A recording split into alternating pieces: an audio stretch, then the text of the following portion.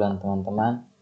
Kami dari kelompok 12 akan mempresentasikan kerja kami tentang mengambil inspirasi usahawan sukses. Yang pertama, tahan banting di tikungan maut. Jika sebagian besar orang memulai berwirausaha karena tak ada pekerjaan lain, Trisetyo Budiman, Sudirman Kiton, dan Mada justru dengan sangat yakin memilihnya sebagai jalan hidup. Mereka bertekad untuk mandiri, tidak membebani pemerintah, dan menciptakan lapangan kerja bagi orang lain. Dasar pertama yang memulai usaha sendiri adalah ideologi yang kuat, baru mencari metodologi yang tepat untuk mengimplementasikannya. Para pemula harus ingat, membangun usaha tak bisa dalam waktu singkat, harus ada proses yang bisa melatih kita agar tidak tergelincir di setiap tikungan maut. Maka di Jakarta, Jumat, semangat yang kuat adalah modal utama berwirausaha. Sebagaimana itu kemudian diwujudkan dengan mencari pola manajerial praktis yang mudah diterapkan sehari-hari sambil terus memperbaiki kelemahan. Yang kedua, perlu teliti memilih waralaba. Bisnis waralaba kini semakin marak. Bagi sebagian orang yang tidak terlalu percaya diri merintis bisnis dengan merek sendiri, waralaba menjadi salah satu pilihan investasi menarik. Walau berprospek cerah, waralaba mesti dipilih dengan cermat. Pesatnya pertemuan jaringan waralaba membuktikan maraknya bisnis ini. Asosiasi Franchise Indonesia atau AFI memperhitungkan dari sekitar 450 jaringan waralaba lokal pada tahun 2007, setahun terakhir sudah terdapat tambahan 150 hingga 250 jaringan baru. Waralaba asing pun bertambah dari 220 jaringan pada 2007 menjadi sekitar 250 jaringan. Namun, jangan dulu terkecoh. Dari sekitar 450 waralaba lokal tersebut, Ketua AFI Anang Sukandar memperkirakan baru sekitar 60 waralaba lokal yang benar-benar memenuhi kriteria sistem manajemen waralaba. Wirausaha adalah orang yang menyukai perubahan, melakukan berbagai temuan yang membedakan dirinya dari orang lain, menciptakan nilai tambah, serta memberikan manfaat bagi diri sendiri dan orang lain. Sebelum pasti berani mencoba berbisnis bila mengetahui beberapa fakta berikut ini. Yang pertama, DNA perilaku bisa berubah.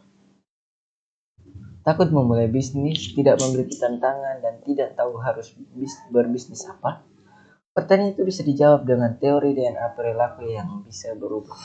Jika hanya bergaul di lingkungan pekerjaan, maka akan terbentuk cara berpikir yang hanya mencari aman, mengejar gaji tetap, berusaha naik gaji, mengajar fasilitas, dan akhirnya dapat pensiun. Yang kedua, mendikte pasar. Jangan takut memulai usaha. Terus, teori marketing mengatakan mulai dari pasar, sedangkan teori kekerasan menyarankan mulai dari apa yang Anda sukai. Jika mengerjakan sesuatu yang disukai, Anda akan menemukan pasar sendiri karena Anda dapat dengan mudah memodifikasi ide-ide Anda. Contohnya adalah mendiang Anita Roddick, Safira, perusahaan busana muslim yang gencar mengupayakan agar kiblat busana muslim berada di Indonesia, bukan di Arab. Pengusaha harus bisa menerobos cara berpikir konsumen, manfaat kelebihan khas wanita, bisa bernegosiasi secara profesional sekaligus luas, mampu mengurus sesuatu dengan detail, bisa berperan ganda karena di lain sisi Anda adalah istri dan ibu.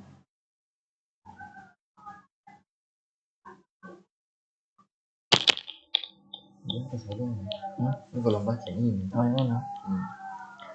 Menjaga gairah bisnis agar tahan banting. Lakukan lompat-lompatan kecil namun menghasilkan keuntungan. Misalnya untuk mendirikan salon, orang tidak perlu langsung menyewa ruang di mal. Mulailah dari rumah dahulu. Salah satu kemampuan yang harus dimiliki wirausahawan adalah mampu menghadapi risiko. Takut boleh saja, karena hal itu membuat orang mau bekerja keras, namun sebenarnya risiko bisa ditekan dengan yang pertama dilarang nekat, yang kedua memiliki pengetahuan, Dan yang ketiga, memiliki partner kerja dan pegawai berdasarkan kompetisi. Yang empat, perluas jaringan. Yang kelima, open need dan bisa menerima perubahan. Yang berikut, wirausahaan baru. Penghargaan wirausahaan baru sangat dibutuhkan. Usaha kecil dan menengah atau UKM harus menjadi kekuatan di area globalisasi. Indonesia membutuhkan lahirnya wirausaha baru untuk meneruskan tongkat estafet perjuangan generasi tua. Menteri Koordinator Bidang Perekonomian Budiono menyampaikan hal itu pada penganugerahan Wirausaha Muda Mandiri 2007 di Jakarta hari Kamis tanggal 15 bulan 11. Dikatakan UKM laksana benih-benih pilar utama perekonomian bangsa. UKM menjadi tongkat pemerataan ekonomi sekaligus pilar demokrasi. Menurut Budiono, pemerintah sangat berkepentingan dalam mengembangkan UKM. Berbagai upaya yang dilakukan pemerintah selalu difokuskan pada pertumbuhan UKM. Budiono mengingatkan agar generasi muda tidak perlu banyak menuntut dalam memulai usaha. Masa depan berada di tangan kita sendiri. Orang muda harus menyiapkan diri untuk menerima tongkat estafet generasi tua, pesannya. Yang berikut, mie instan. Merebut memanjakan selera konsumen. Sukses Indonesia dengan mie instannya mendorong banyak pihak untuk mencoba masuk ke lahan bisnis subur itu. Banyak yang muncul, banyak pula yang gugur. Namun, apapun kondisinya, Indofood kini bukan lagi pemain tunggal. Sejumlah produsen mie instan bermunculan. Sebut saja mie sedap, mie kari, mie gaga, Selama Mie, dan Alhami. Walaupun angka penjualannya belum mampu menandingi volume produk Indomie, para produser mie instan tetap optimis dengan bisnis ini. Maklumlah, peluang pasar masih cukup luas.